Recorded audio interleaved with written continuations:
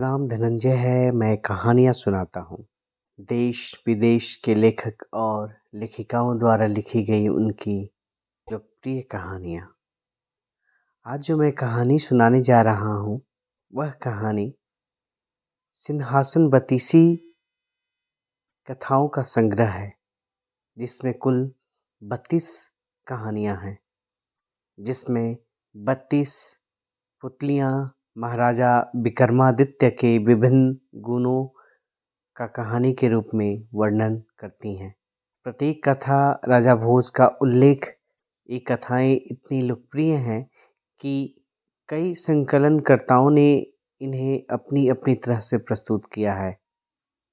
इन कथाओं से हमें ज्ञात होता है कि महाराजा विक्रमादित्य कौन थे, उनका न्याय करने का ढंग कैसा था, आखिर क्या कारण था कि वह महादानी, त्यागी, निस्वार्थी और न्यायप्रिय राजा के नाम से हजारों वर्षों बाद भी वह इतने लोकप्रिय हैं। तो दोस्तों, आइए सुनते हैं सिंहासन बत्तीसी का परिचय। यह एक लोक कथा संग्रह है। यह एक विक्रमादित्य राजा के चरित्र के ऊपर कहानी है। प्रजावत्सल, जनक नायक, प्रयोगवादी एवं दूरदर्शी महाराजा विक्रमादित्य भारतीय लोक कथाओं के एक बहुत ही चर्चित पात्र रहे हैं। प्राचीन काल से ही उनके गुणों पर प्रकाश डालने वाली कथाओं की बहुत ही समृद्ध परंपरा रही है। सिंहासन बत्तीसी भी ऐसे ही 32 कथाओं का संग्रह है, जिसमें 32 उनका पात्र है। विक्रमादित्य के विभिन्न गुणों का कहानी के रूप में वर्णन करती है।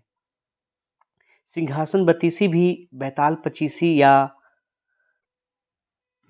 इन कथाओं की भूमिका भी कथा ही है, जो राजा भोज की कथा कहती हैं। 32 कथाएं 32 पात्र के मुख से कही गई है, जो एक सिंहासन में लगी हुई है।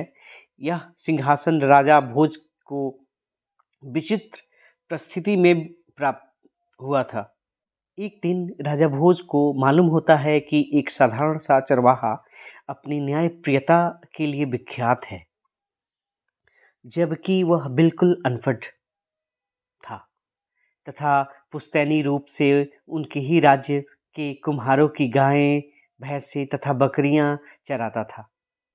जब राजा भोज ने तहकीकात कराई तो पता चला कि वह चरवाहा सारे फैसले एक टीले पर चटकर करता है।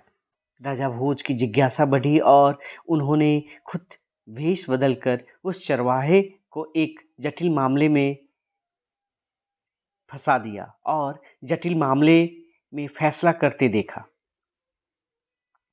उसके फैसला और आत्मविश्वास से भोज इतना अधिक प्रभावित हुए कि उन्होंने उससे उसकी इस अद्वितीय क्षमता के बारे में जानना चाहा।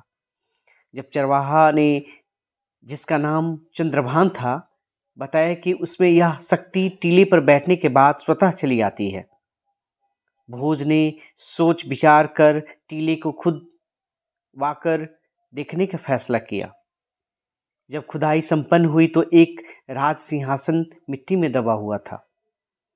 यह सिंहासन कारीगर का अभूतपूर्व रूप प्रस्तुत करता था। इसमें 32 पुतलियां लगी थी तथा कीमती रत्न जुड़े हुए थे। जब धूल मिट्टी की सफाई हुई तो सिंहासन की सुंदरता देखते बनती थी। उसे उठाकर महल ले गया तथा शुभ मुहूर्त में राजा का बैठना निश्चित किया गया। जो ही राजा ने बैठने का प्रयास किया कि सारी पुतलियां राजा को उपहास करने लगी। खिलखिलाने के कारण पूछने पर सारी पुतलियां एक एक कर विक्रमादित्य की कहानी सुनने लगी तथा बोली कि इस सिंहासन जो कि राजा विक्रमादित्य का है, पर बैठने वाला उसकी तरह योग्य, पराक्रमी, दानवीर तथा विवेकशील होना चाहिए।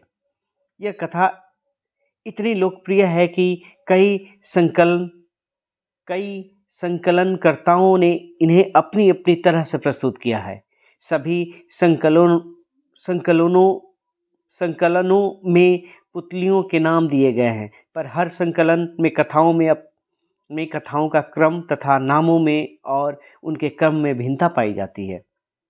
दोस्तों, ये सिंहासन परिचय का एक छोटा सा परिचय है आपके सामने, और 32 कथा संग्रह की कहानियाँ मैं आपके साथ ज़रूर अपने ऑडियो के माध्यम से आपके समक्ष लाऊंगा। और मैं उम्मीद करता हूँ कि आप मेरी कहानी सुनते होंगे, आपको अच्छा लगता होगा। मैं उम्मीद करता हूँ कि मेरी कहानी आपको अच्छा लगता होगा और आप सुनना पसंद करते होंगे। प्लीज़ लाइक एंड कमेंट, ताकि मुझे मोटिवेशन मिलता रहे